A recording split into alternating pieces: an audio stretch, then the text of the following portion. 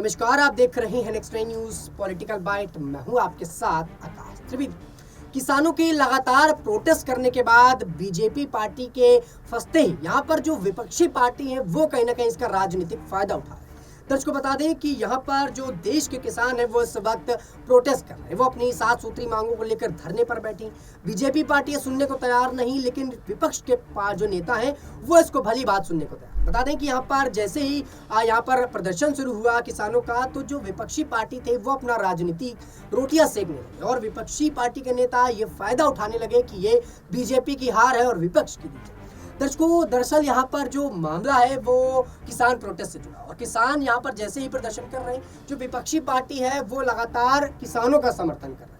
राहुल गांधी, अखिलेश यादव, मायावती जैसे तमाम दिग्गज नेता जो इस वक्त विपक्ष के साथ जुड़े हुए या विपक्षी गठबंधन में जुड़े हुए, वो यहाँ पर अपनी राजनीतिक रोटियां सेक रहे हैं। और बता दें कि यहाँ पर जो राजनीतिकरण है वो एक बार फिर से होना शुरू हो गया है। जिस प्रकार से यहाँ पर प्रोटेस्ट हुआ, किसानों पर हमले हुए, आंसू गैस के गोले दागे गए, जिसके बाद कांग्रेस पार्टी के नेता राहुल गांधी यहाँ पर किसानों से सीधा मुलाकात करते, किसानों से बात करते और यहाँ तक कि एक किसान जो जख्मी हो जाता है उससे फोन पर बात करते हैं और ये बताते हैं कि आपको चिंता करने की जरूरत नहीं है, हम सब आपके साथ हैं और आने वाले वक्त पर आप पीछे हटने की आपको कोई जरूरत नहीं, आने वाले वक्त पर हम सब आपका सहयोग करेंगे। तो ऐसे में सवाल ये उठता है कि विपक्षी पार्टी अब अपने क्या राजनीतिक रोटियां सेक रही है, क्योंकि बीजेपी जब जब किसी मुद्दे पर यहाँ पर फंसी है, जब जब यहाँ पर प्रोटेस्ट हुआ है या जब जब जनता के द्वारा बीजेपी को यहाँ पर नदारद किया गया, तब तब यहाँ पर विपक्षी पार्टी हमेशा से नजर आएगी। चाहे वो मणिपुर का मुद्दा हो, क्योंकि पिछली बार जब मणिपुर पर प्रोटेस्ट हुआ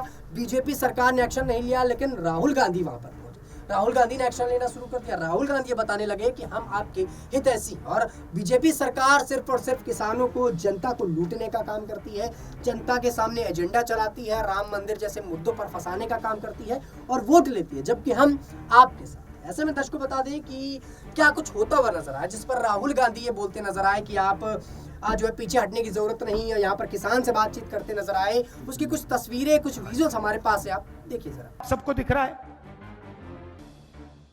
किसानों को जो मिलना चाहिए वो नहीं मिल रहा है।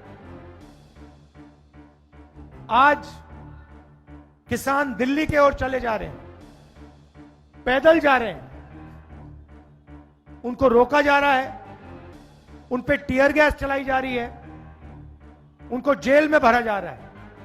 और वो क्या कह रहे हैं?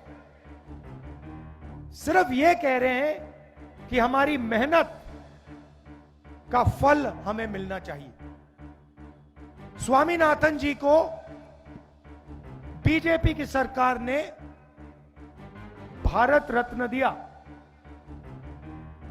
मगर जिस चीज के लिए स्वामीनाथन जी ने अपनी जिंदगी दी, हिंदुस्तान के किसानों के लिए जो उन्होंने मेहनत की, जो स्वामीनाथन जी ने कहा, उसको करने के लिए तैयार नहीं है। इसका क्या मतलब है? स्वामीनाथन जी ने अपनी रिपोर्ट में साफ कहा है कि किसानों को लीगल राइट एमएसपी की मिलनी चाहिए। वो बीजेपी की सरकार नहीं कर रही है। तो मैं आपको यहां जो खारगे जी ने कहा उसको दोहराना चाहता हूं कि इंडिया की सरकार आएगी तो हम एमएसपी की गारंटी हिंदुस्तान के किसानों को देंगे। जो स्वामीनाथन रिपोर्ट में लिखा है वो हम पूरा करके आपको दे देंगे। देखा आपने। तो दर्शकों, यहाँ पर कांग्रेस पार्टी के नेता राहुल गांधी किसानों से बात कर रहे हैं, किसान जो जख्मी है उनसे बात कर रहे हैं। ऐसे में दर्शकों, कुछ वर्ष पहले, यानी कि अगर हम 1983 के आसपास की बात करें, जब पहली बार किसानों ने यहाँ पर प्रोटेस्ट किया था, तब यहाँ पर अटल जी ने जो बयान दिया था वो भी सबसे ज्यादा सुर्खियों में आ रहा है। दरअसल अटल जी ये बोलते नजर आए कि जो किसान है वो कहीं ना कहीं हमारे साथ है, हम किसानों से जुड़े हुए। और जो उस वक्त अटल जी ने बोला वो कहीं ना कहीं इस वक्त सबसे ज्यादा चर्चा का विषय बना, क्योंकि बीजेपी पार्टी जो किसानों के साथ कर रही है वो सही नहीं और बीजेपी पार्टी के ही वो कहीं ना कहीं नेता रहे। तो ऐसे में अटल जी की बातें अब सबको याद आ रही है, अटल जी के वो शब्द याद आ रहे हैं कि किस तरह से अटल जी ने पूरी सिचुएशन को हैंडल करने का प्रयास किया। क्या कुछ कहा था अटल जी ने, आप सुनिए जरा। के सपनों को टूटने नहीं देंगे। जयप्रकाश किसी व्यक्ति का नाम नहीं है। जयप्रकाश कुछ आदर्शों का नाम है, कुछ मूल्यों का नाम है। जयप्रकाश जी का पूरा जीवन, उनकी साधना, उनका संघर्ष, कुछ मूल्यों के साथ उनकी प्रतिबद्धता, ये हमारी विरासत के अंग हैं। हमने जयप्रकाश जी के अधूरे काम को पूरा करने का व्रत लिया। मैंने आपसे निवेदन किया, हम राजनीति को कुछ मूल्यों पर आधारित करना चाहते हैं। राजनीति केवल कुर्सी का खेल नहीं रहना चाहिए। लेकिन पिछले कुछ वर्षों से कपास पैदा करने वाले किसान परेशान हैं, मगर कपड़े की कीमत 3 गुना बढ़ी। जूट का दाम तो सरकार ने ऐसा तय किया है कि जो जूट की पैदावार की लागत से भी कम है। सिर्फ सरकार दाम तय करती है मगर खरीदने का इंतजाम नहीं करती।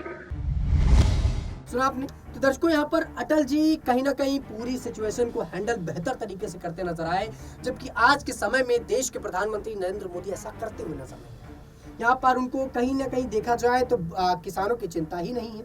वो आराम से अपने राजनीतिकरण को लेकर चर्चाओं में हैं, अपनी रैलियों को लेकर चर्चाओं में हैं, और अब वो चुनावों की प्रक्रिया में डट गए। यानी कि किसान यहाँ पर जलता है तो जलता रहे, किसान यहाँ पर परेशान होता है तो होता रहे। कहीं ना कहीं बीजेपी पार्टी या देश के प्रधानमंत्री नरेंद्र मोदी अब अपनी चुनावी रैलियों पर दिमाग लगा रहे हैं, चुनाव कैसे जीतना है उस पर दिमाग लगा रहे हैं। लेकिन ऐसे में दर्शकों आपको बता दें कि राकेश टिकैत जो किसानों के बड़े नेता है, किसान समर्थक नेता है, उनका बड़ा बयान आ जाता है और किसान के समर्थन पर राकेश टिकैत सीधा बीजेपी पर वार कर देते हैं। दरअसल जो राकेश टिकैत है वो ये बोलते हुए नजर आ रहे हैं कि बीजेपी पार्टी उनकी बात नहीं सुन रही, ये पूरी तरह से गलत है और वो तब तक पीछे नहीं हटेंगे जब तक बीजेपी पार्टी उनकी बातें नहीं सुन लेती। बीजेपी पार्टी जब तक उनकी बात मान नहीं लेती तब तक वो पीछे नहीं हटने वाले। ऐसे में क्या कुछ कहा राकेश टिकैत ने, आप सुनिए जरा। टिकैत साहब, आज आह्वान किया हुआ था भारत बंद का, यहाँ जाम लगा दिया है। जाम नहीं लगा, रास्ता खुला हुआ है।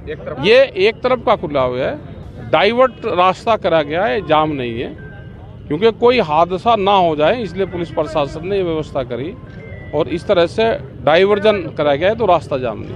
कब तक चलेगा ये प्रदर्शन? ये 2-3 बजे तक, 2 बजे के आसपास। क्या है टिकैत साहब? मांगे ये है एमएसपी गारंटी कानून, स्वामीनाथन कमेटी की रिपोर्ट, ये सारे इशू है, बिजली अमेंडमेंट बिल है, कर्जा माफी है, मुकदमे हैं, ये सारे सवाल हैं। कल के लिए क्या तैयारी है? कल मासिक पंचायत सिसोली में है, उसमें आगे की रणनीति तय करेंगे क्योंकि वहाँ पर सब लोग आ जाएंगे और जो हमारी तय होगी वो हम एसकेएम को बता देंगे। क्या दिल्ली कूच का भी कोई प्लान है? क्या पता क्या लगेगा, अभी कल बताएंगे। तो दर्शकों, यहाँ पर राकेश टिकैत अपनी शब्दों को लेकर एकदम साफ होते नजर आए कि वो अब पीछे हटने वाले नहीं, किसान अब पीछे हटने वाले नहीं। किसान यहाँ पर जब तक अपनी बातों को नहीं रख देंगे, भारतीय जनता पार्टी उनको सुन नहीं लेगी, तब तक किसान यहाँ पर हटने वाले नहीं और किसान अब अपनी बातों को मनवा कर मानेंगे। क्योंकि बीजेपी पार्टी किसानों को नदारत कर रही है, किसानों के साथ नहीं जा रही, जो ये बताता है कि बीजेपी पार्टी अब चुनाव भी हार सकती है। बता दें कि यहाँ पर ऐसे में तमाम जो नेता हैं उनकी और ज्यादा बयान वो भी इसको कवर करते हुए नजर आ रहे हैं। बता दें कि यहाँ पर जो पवन खेड़ा है वो भी इस बात को कवर करते नजर आए। पवन खेड़ा एक बड़ा बयान देते नजर आए कि बीजेपी पार्टी गलत कर रही, राजनीतिकरण करना चाहती है। और ऐसे में क्या कुछ कहा पवन खेड़ा ने, आप सुनिए जरा। अभी मैंने आज सुबह एक ट्वीट किया था अटल जी का एक भाषण, किसान आंदोलन उस जमाने में हमारे खिलाफ हुआ था और अटल जी ने बड़ा जोशीला भाषण दिया था कि हम लोग जरूरत पड़ी तो खुलकर इन किसानों के समर्थन में सड़क पर उतरेंगे। अटल जी देशद्रोही थे तो भारतीय जनता पार्टी करे तो रासलीला, ये कैसे कब तक चलेगा? कम से कम आप लोग तो तुरंत, ये जो भी साहब हैं जिन्होंने ये कहा है उनको आप लोग खुद ही पूछ लिया करिए कि साहब जब आप अन्ना आंदोलन को समर्थन कर रहे थे, जब विवेकानंद फाउंडेशन अन्ना आंदोलन को समर्थन कर रही थी, जब आरएसएस अन्ना आंदोलन के वक्त चूल्हे लगा लगा के खाना बांट रही थी बना बना के, हम सबके सामने हुआ था, आप भी रिपोर्टर थे, मैंने भी आपको देखा है वहां जी। तो फिर वो क्या था? देशद्रोह था। ये लोकतंत्र है, लोकतंत्र में रक्त का संचार आंदोलनों से होता है, विपक्ष से होता है, विरोध से होता है। सुना आपने। तो दर्शकों, यहाँ पर पवन खेड़ा भी एक बड़ा बयान देते नजर आए और बीजेपी पर हमलावर होते नजर आए। यानी कि कहीं ना कहीं देखा जाए तो इस वक्त किसान आंदोलन से सबसे ज्यादा विपक्षी पार्टी मजा मार रहा है। देखिए, बीजेपी पार्टी यहाँ पर उनकी बातों की प्रतिक्रिया नहीं दे रही, उनकी बातों का जवाब नहीं दे रही, तो कहीं ना कहीं जो विपक्ष है वो अपना जो है राजनीतिकरण कर रहा है। देखिए, यहाँ पर अखिलेश यादव, मायावती, पवन खेड़ा, राहुल गांधी जैसे नेता या विपक्षी के और तमाम नेता जो इस वक्त चुनाव जीतना चाहते हैं वो भी यही कर रहे हैं जो बीजेपी पार्टी कर रही है। बीजेपी किसानों का जवाब नहीं दे रही, जबकि विपक्षी पार्टी किसानों से मुलाकात कर रही है, किसानों से मिल रही है, किसानों को हिदायत दे रही है कि आपको चिंता करने की जरूरत नहीं, हम आपके साथ हैं। तो कहीं ना कहीं ये पूरा जो मामला है वो अब राजनीतिक तौर पर देखा जा रहा है और जो पूरी मुद्दा है, जो पूरा यहाँ पर जो समीकरण देखा जाए तो यहाँ पर चुनाव जीतने का। देखिए, जिस प्रकार से लोकसभा का चुनाव बीजेपी अपनी जीत दर्ज कराना चाहती है, विपक्षी अपना, लेकिन विपक्षी इस वक्त जो कमजोर होता नजर आ रहा है, विपक्षी गठबंधन टूटता नजर आ रहा है। ऐसे में एक बड़ा मौका रहा जिससे राजनीतिकरण होना संभव हो सकता है विपक्षी पार्टी, और विपक्षी पार्टी ये राजनीतिकरण बड़े बेहतर ढंग से कर सकती है।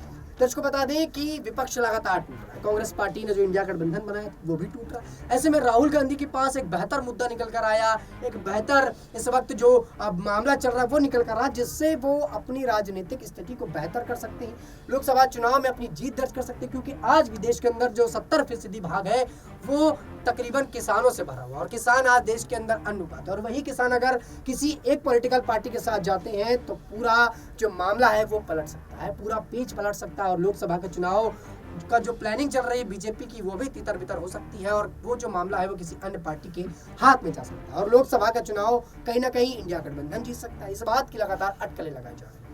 दर्शकों, अब देखना ये होगा कि जो कारण यहाँ पर बताया जा रहा है राजनीतिकरण का, क्या सचमुच विपक्षी पार्टी उसी में लगा हुआ, क्या किसानों के प्रोटेस्ट से विपक्ष को फायदा मिल रहा है, क्या बीजेपी पार्टी का इसको नुकसान हो रहा है, क्योंकि बीजेपी पार्टी इस वक्त किसानों के आंदोलन से सबसे ज्यादा परेशान। और दर्शकों, अब देखना होगा कि क्या कांग्रेस पार्टी को इसका सीधा फायदा होगा और लोकसभा चुनाव में कांग्रेस पार्टी इसी फायदों को उठाते हुए जीत दर्ज कर पाएगी या फिर नहीं।